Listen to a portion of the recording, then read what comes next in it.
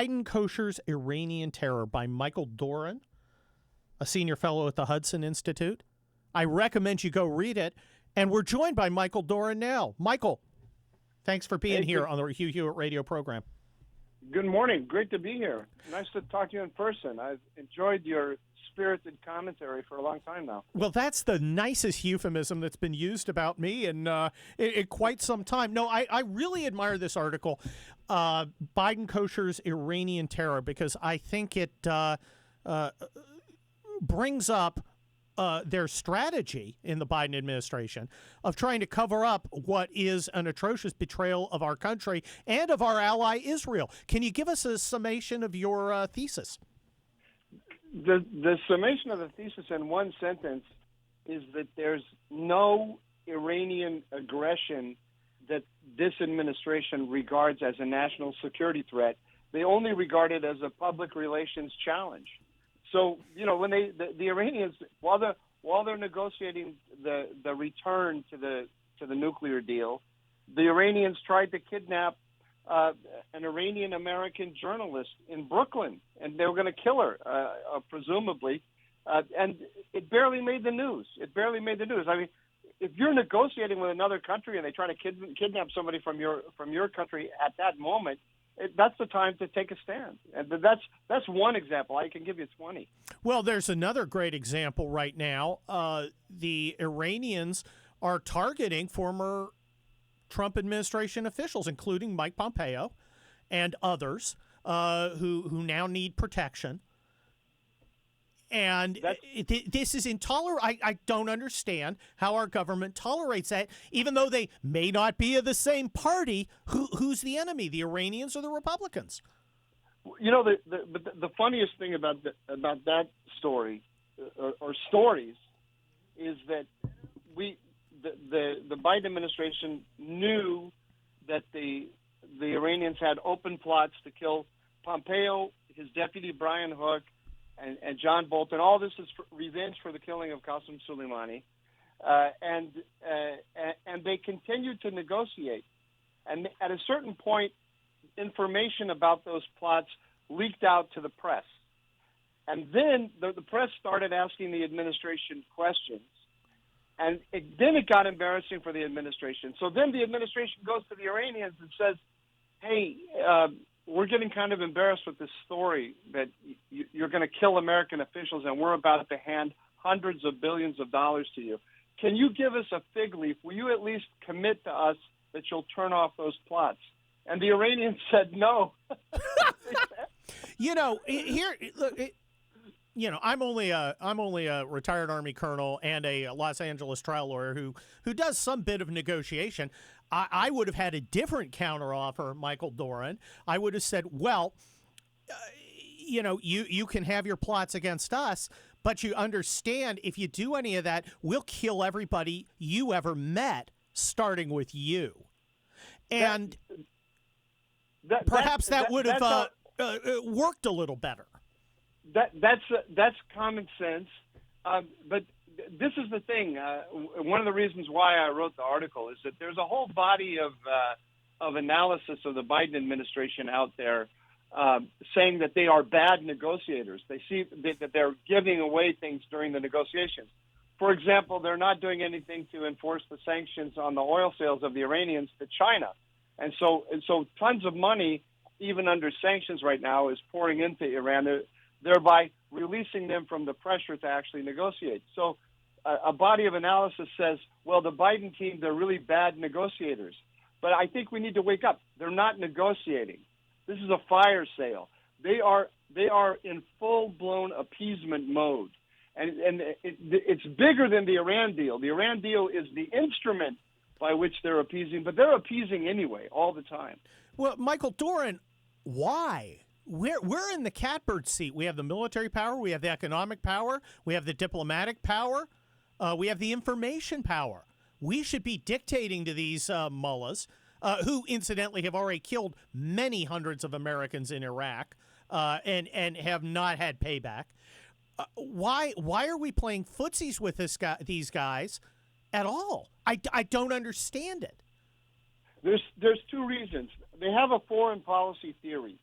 And the foreign policy theory is that it's our allies, Israel and Saudi Arabia, that are throwing us into conflict with Iran. That in objective terms, the United States and Iran don't have that much to quarrel about.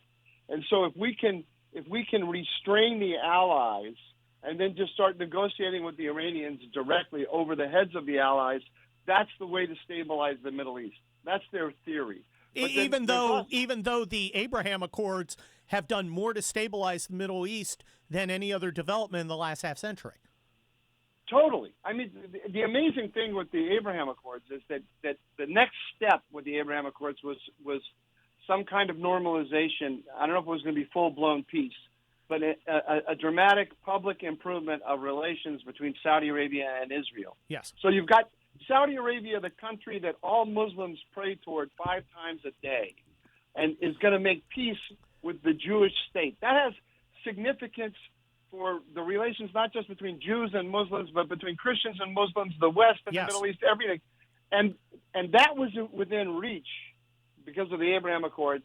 And the Biden administration turned its back on that and instead decided to empower the worst regime in the region that is aligned with all of the worst elements in the region. It's insane. Well, Michael Doran, I think it indicates the incredible parochialism of our ruling class. I'm just a simple suburban soldier guy, but I lived overseas 5 years, and I spent time in the Middle East. I've actually experienced some of this. What I see with these people, Michael Doran, is this incredible condescension and incredible misunderstanding. They don't actually think the mullahs believe what the mullahs believe. They're actually disrespecting the Iranians by thinking, well, this apocalyptic Shia nonsense. They don't really believe that. Just like we don't really believe this, religion stuff here. We mouth it at election time, but we really don't believe it. We're past that. We're secular folks.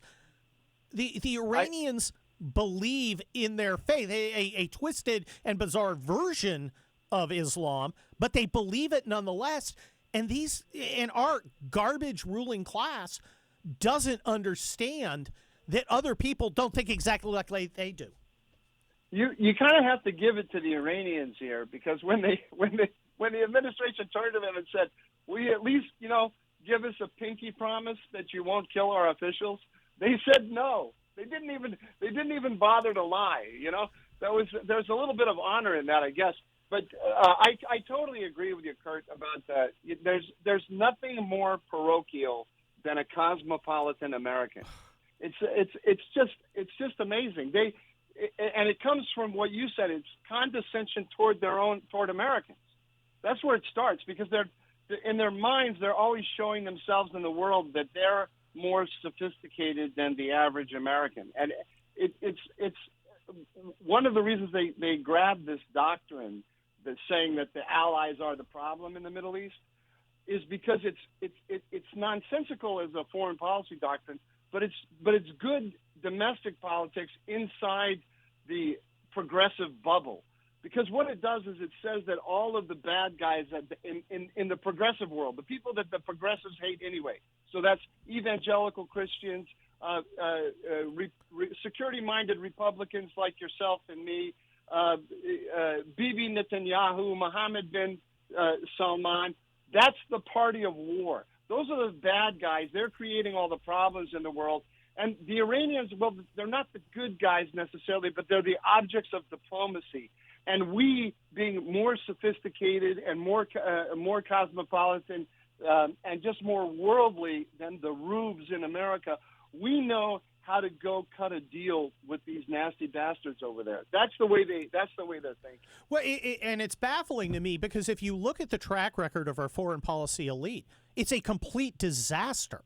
I mean, a total disaster since the Gulf War, which I participated in as a small and insignificant cog washing trucks out in the middle of the Saudi Arabian desert. But between the Gulf War and the building of that alliance and the ejection of Saddam Hussein from Kuwait and the Trump administration, that little interregnum of success, it has been nothing but failure after failure after failure. And, and it seems the more that our foreign policy elite fails, particularly in the Middle East, the more arrogant it becomes. It's actually kind of remarkable. Well, we've got an enormous amount of power. We still have, despite all the mistakes, an enormous amount of power. I mean, that's what the one of the things that I really appreciated about Donald Trump was that with respect to Iran, I mean, the one thing that Trump understands, every interaction he's engaged with, he always asks, who's winning? Who's on top, me or the other guy? Yes. And so that's the way Middle Easterners think. Yes. And so he looked at Iran and he thought, Iran, impoverished third world country, the United States superpower. We don't actually have to take them on their own terms. We can set the terms of the debate. And so he killed Qasem Soleimani, which was the right thing to do with him. It absolutely was. Michael Doran, your article in Tablet Magazine, Biden koshers the Iran deal, is an amazing article. Tablet Magazine, Michael Doran, Doran. Check it out. Thank you for being on the Hugh